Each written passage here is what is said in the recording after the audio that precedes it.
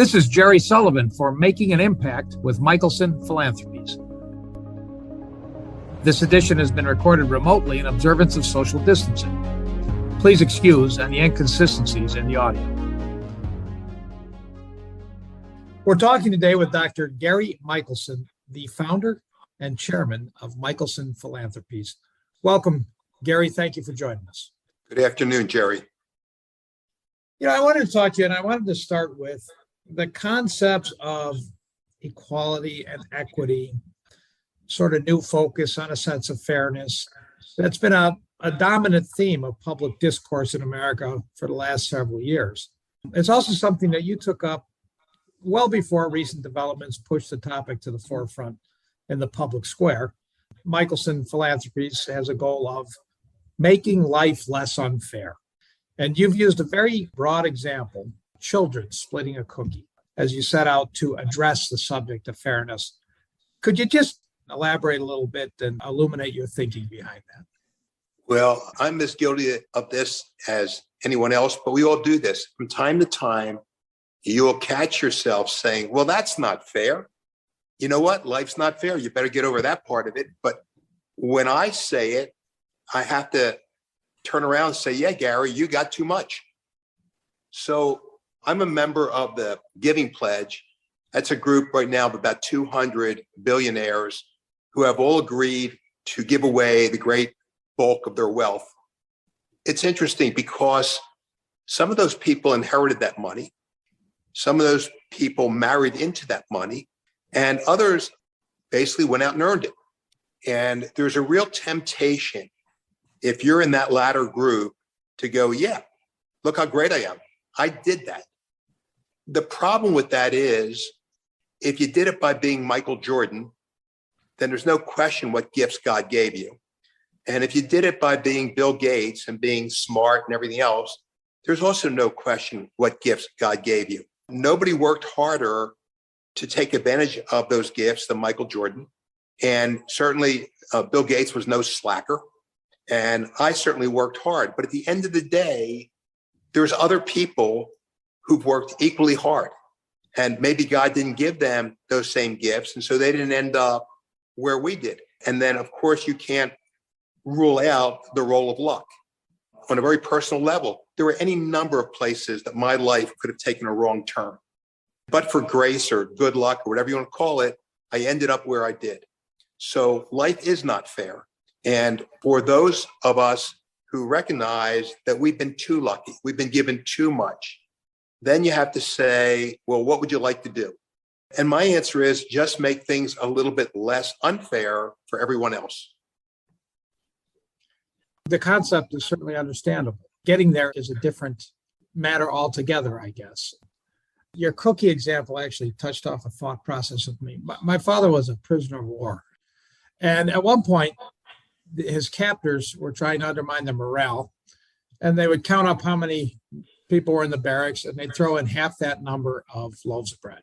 And that was all they got for the day. And so they were hoping to start fights and everything else. And what the prisoners decided was to pair off. And one would get to break the bread in two, and the other would get first choice. So everyone had a sort of an incentive to try and split that fairly. Is there some sort of equivalent to that? You have several organizations under this umbrella of Michelson Philanthropies, all aimed toward that. Is that really what you're looking to do here? Yes, I would say that's half. And if there's another half to it, people have said to me, what is the uniting theme that links all of your endeavors together? So we have spent considerable time and effort in trying to help people in prison have a different life, get out of prison and never come back, have a good life for themselves, a good life for their families, move them out of that zip code, be productive citizens. That's been a big effort for us. During this COVID crisis, it's been a really big effort to make sure that underprivileged families who had no devices to connect were given devices. And then that requires they still have high-speed internet, which they did not have. That's another element. So these families, these children were unable to function. So while other people could get remote health care, they got none. While other people could attend school remotely, they could not. They lost a year and fell backwards. So the second element of this is this idea, on one hand, that things are not fair. And on the other hand, the groups that are involved are almost voiceless. And that's even what binds the animal part together. We have a large animal welfare foundation.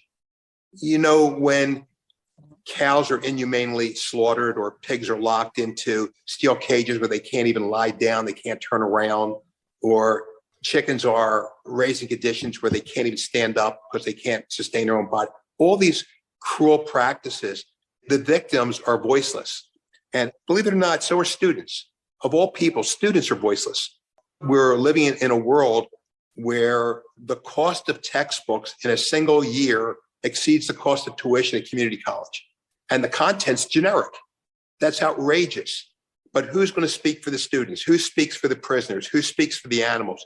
So I think the second part of what ties us all together is the idea of trying to make life a little bit less unfair, a little bit less cruel, and to do it for those who really don't have a voice for themselves. I would say they're the two parts together.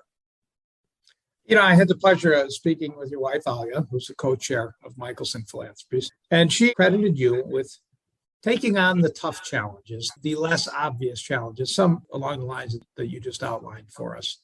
And I'm just wondering, it's not glamorous stuff, textbooks or education for prisoners or opportunity for prisoners, but it's the tough stuff. Do you do that out of a sense that somebody has to, or do you perhaps see a greater potential return, or is it a combination of factors? You seem to gravitate to the tough stuff. Tell us about that. Well, let me give credit where the credit's due. So one of the best things that's happened in my life, and certainly the best can happen to me in terms of my philanthropy, is Michael Milken. And 16 years ago, Michael was kind enough to meet with me, and as if he had nothing else to do. Now, anybody that knows Michael Milken can tell you he looks like the guy who's spinning 5 plates on one hand, 5 more on his other. He's standing on one foot and there's 5 spinning on his foot and 5 more on his head. Michael never has nothing to do. He sat there like I was the only thing that was important. And he spent probably more than an hour trying to teach me his philosophy of philanthropy. And that has been a godsend to me, and it's guided everything that I've done, and everything he told me was true. So to answer your question, one of what I call Milken's laws of philanthropy is never do anything that would get done anyway. The easy stuff all gets done. The glamorous stuff, you know, putting a painting in an art museum, that all gets done. What doesn't get done is the stuff that's not glamorous and hard, the heavy lifting stuff. And that's the answer why we do it. So you have this broad strategic approach, making life a little less unfair. Your tactics are a different matter. I get the sense you see incremental approaches as being effective, relatively small seed rounds, giving researchers and entrepreneurs a chance to make some headway, perhaps get off to a start on things. Can you tell us a little bit about your approach, if I characterize that correctly? Well, I'd like to claim both ends of that continuum, if you would allow me. So some things can be done in small steps. Where that will be the most effective, that's our entry point. But when things are at that end of the spectrum, what we try to do is bring together partners, other stakeholders. And that may sound sort of, oh yeah, of course you did. But if you take animal welfare, for example, and there's a number of national organizations, they almost never, ever work together. They don't even talk to each other. And then even if you go locally, there could be any number of animal welfare organizations and rescues. They almost never work together. They don't talk to each other.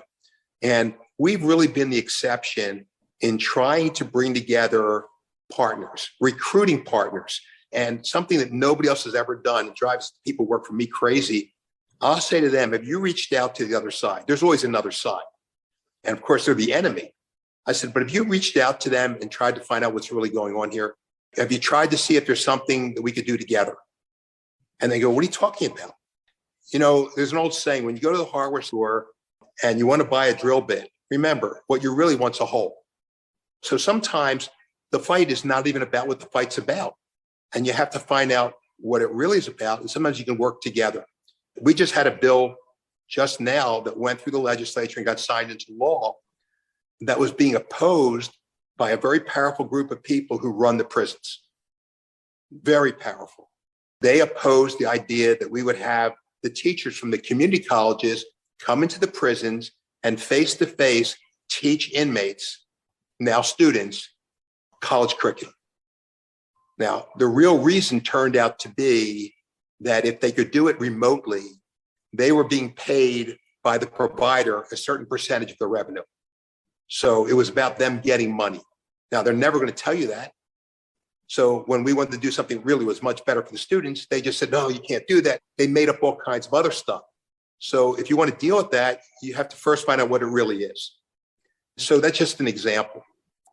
On one end, there's things that you do that are small, incremental, as you said. But on the other end, there is a book written called A Course in Miracles. It's an interesting read. One of the principles of that book is if you're talking about miracles, there is no order of magnitude. A miracle is a miracle. So you might as well ask for a big one instead of a small one. And one of Milton's laws is government is the great lever. So you may be well-intentioned and you might want to do some good. But if you really want to do it and you want to do it on a big level, that's the role of government. So you need to entreat government, you need to motivate government, and you have to have them act. We have, through our Center for Public Policy, and again, having as many partners, as many voices as possible, been very, very effective in having government do some things that are really good for everybody. So that's where you're not talking about incremental, you're talking about being disruptive in a constructive way. Could you just repeat the title of that book you referred to, please? A Course in Miracles. A Course in Miracles. A Course in Miracles. It's a good read. I would recommend it to anybody. It's not what it appears to be. Now, one thing that is very much what it appears to be from Michelson Philanthropies, there's a very tangible incentive and encouragement for medical research that you make through the offer of prizes. Can you tell us about the prize programs and what you hope they'll accomplish? Yes, and let me just say, historically, I had been asked to give a talk to a STEM group, science, technology, engineering, and mathematics, a STEM group, about the relationship between invention and science. And it is a truly intimate relationship. In many ways, the best scientists are just the same as the best inventors. And the qualities that they share in common are number one.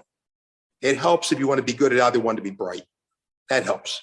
It helps to be knowledgeable, even if you're self-taught. Many of the early patent holders in the field of electricity were self-taught, but they were learned. They learned what they needed to learn. You have to have imagination. You have to imagine things that didn't exist before or what might be. So you're either talking about the scientific hypothesis, or you're talking about something you're going to work to produce, whatever. You need to have the courage, the daring to be willing to color outside the lines, think outside the box, do what everybody else says. Well, that's stupid. Because they're willing to accept things the way they are. Why can't you just accept things the way they are?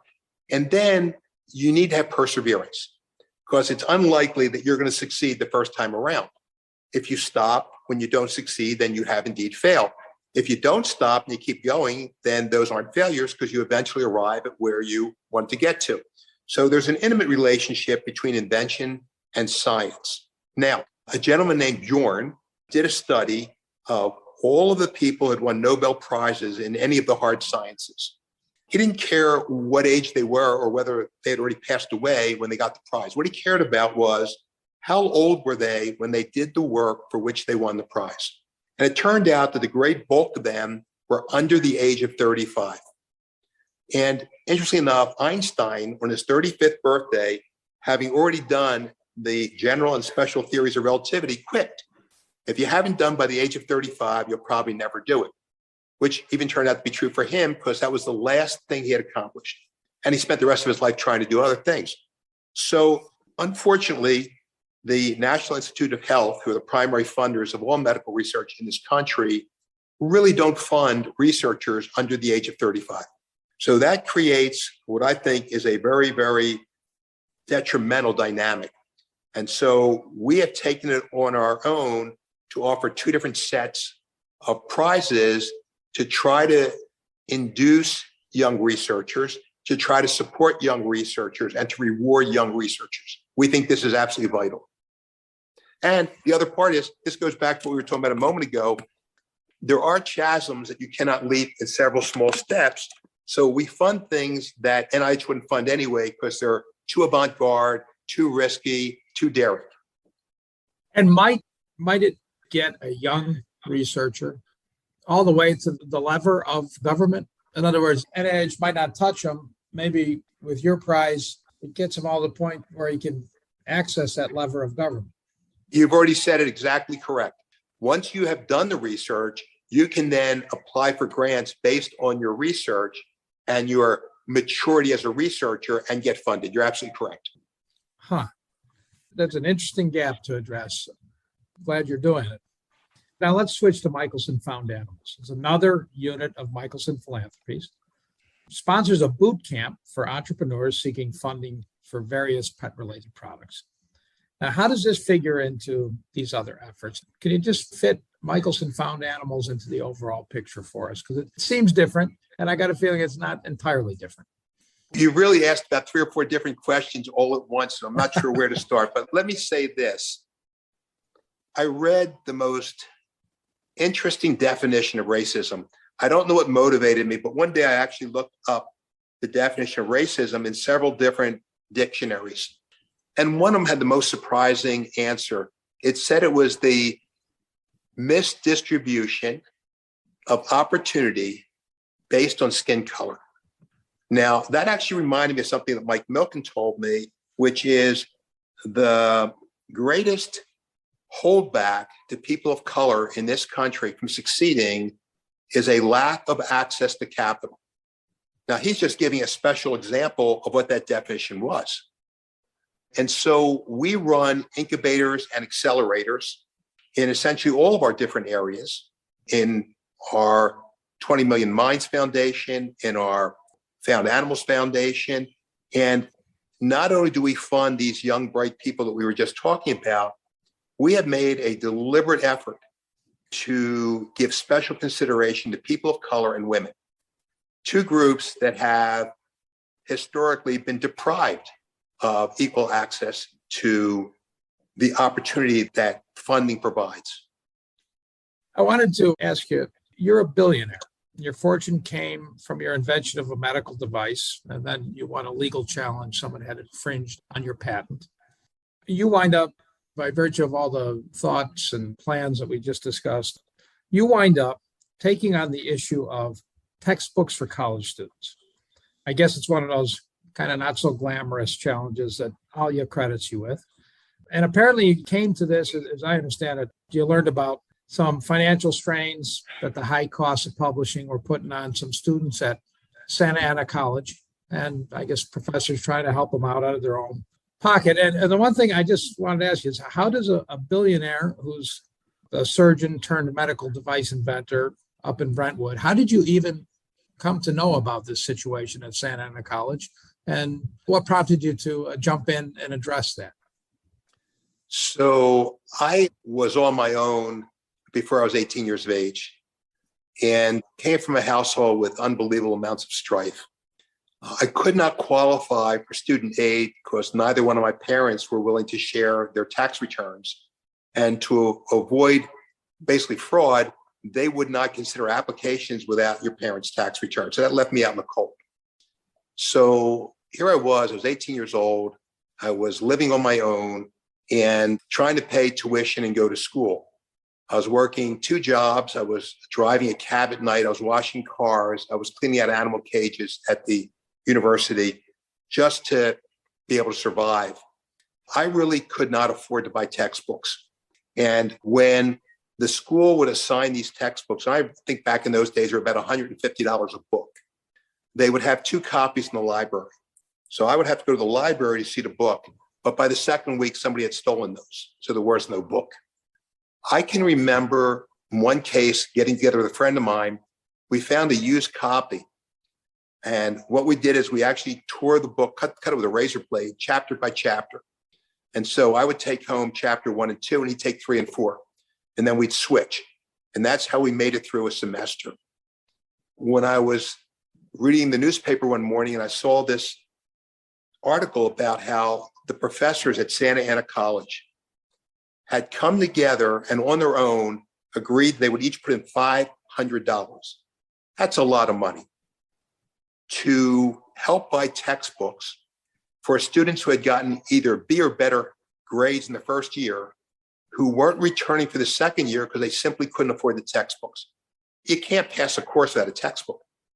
And so they were reaching into their own pockets to get the money to help these kids. So that motivated me to call the woman at Santa Ana who was running this program. And I said, how's that going? And she said, well, good, except they were $50,000 short. I said, I'll write you a check. Now, if you write somebody a check for $50,000, you're entitled to feel good. I didn't feel good. The more I thought about it, the worse I felt. Because at that point in time, there were 110 community colleges in California, and I had just helped one for just one semester. And something that Mike Milken taught me again, you can't write all those checks. Maybe you can do one, but you can't do 110 and do it year after year. So that's not a solution. So I made a decision that night that I would go into the textbook publishing business, but instead of selling them, I'd give them away for free. And that's what we did. And again, now that required the lever of government. No, this didn't involve government at all. What we did is we were going to start publishing them on our own. At the time, there was an effort at Rice University called OpenStax that had never done anything. They had a sponsor, which was the Hewlett Foundation, and they would talk about things. And I basically said to both of them, you know, at some point, an able-bodied man cannot try to get up out of a chair. You either do or you don't, but there's no trying. So you want to get a shovel, you want to dig a hole, you want to really do this, you want to just keep talking about it. And they said, okay. We gave them the first money. We produced the first textbooks. And now they have, I think, 45 separate titles. They're in use in 100 countries around the world. They're in use in, I think, more than half of all the universities and colleges in the United States, not completely, but at least one teacher is teaching one course using them. And they've saved students directly over $1 billion. So we ended up doing, again, with partners and help, the things that we set out to do. And that's become the model for open educational resource education. And now you talk about government, we have succeeded in California now in having the legislature and Governor Newsom sign into law $115 million to develop these zero textbook cost courses for community college. So you'll go into community college, you'll never buy a textbook, and you'll graduate. Is that a start to finish success for you? In other words, at what point how do you define philanthropy? Would that one be, okay, we took that on and we did it? You know, that's a great question. I really like that. In 2008, I hired a woman away from McKinsey, the big firm, who was not in the world of philanthropy, but she was an MBA and she was bright and capable. And I hired her to take over the Found Animals Foundation. That was an interesting hire because, first of all, she was a woman and women weren't being hired for those kinds of things. And she wasn't from the world of philanthropy, and this was a philanthropy. And I said to her, Amy, if we succeed at what we're trying to do, we should put ourselves out of business. So at that time, about half the dogs that were coming into the shelters were being killed, and about 90% of the cats. Right now, if you go into the shelters in LA, you can no longer find a puppy. And it's pretty unusual for them to put down a dog anymore, unless it's very old or sick or something. So we've, in essence, put ourselves out of business. That part of our business, that's a success. Another success was in 2005 when Hurricane Katrina struck, and you saw the images of the dogs and the cats up on the roofs or swimming in the water hopelessly. Most of those animals were never reunited with their owners. And the answer to that was microchipping. So a microchip is this grain-sized piece of electronic. You can put it in with a hypodermic needle under the skin. You run a scanner over the animal and it comes up with a number. You match the number. You can always find the owner. The problem was back in 2005, that was about a $75 or $80 proposition. So I said to myself, you know what? We're going to essentially start giving these chips away for free or as close to free as we can, and we'll register them for life for nothing. At that time, getting the chip put in, everything was about $75 or $80. It was $19.95 to register it. It was $10 a year to keep the registry current. And literally this year, we had ended up driving the cost of chips down to about $2.50, $3, and free registration. Now, you couldn't be more disruptive than that. That's a total success. Well, I wish you many more along those lines. And I thank you very much for your time today and your insights. Is there anything you want to add or somewhere folks could go to get more information about what you're doing? Well, they can go to our websites. We have 20millionminds.org and we have the animalsfoundation.org. And then you can see all the different things we do. 20 Million Minds has really more pies than you have thumbs.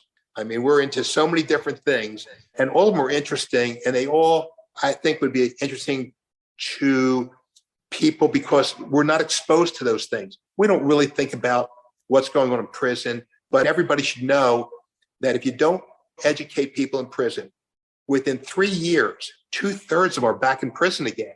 What kind of life is that? How does that work out for society? How does that work out for that person or the family? On the other hand, if you educate them and you give them just a modicum of support on the outside, they turn their lives around. They never go back to prison. They make a good living. Their families' quality of life improves. They move to some other neighborhood. Everything changes. So I think more people know about this, the more interested they would be in it. Great. Thank you very much, Doctor. Again, I appreciate your time. Wish you the best going forward. Thank you, Jerry. This has been Making an Impact with Michelson Philanthropies. For more information, visit MichelsonPhilanthropies.org. That's Michelson, spelled Michelson.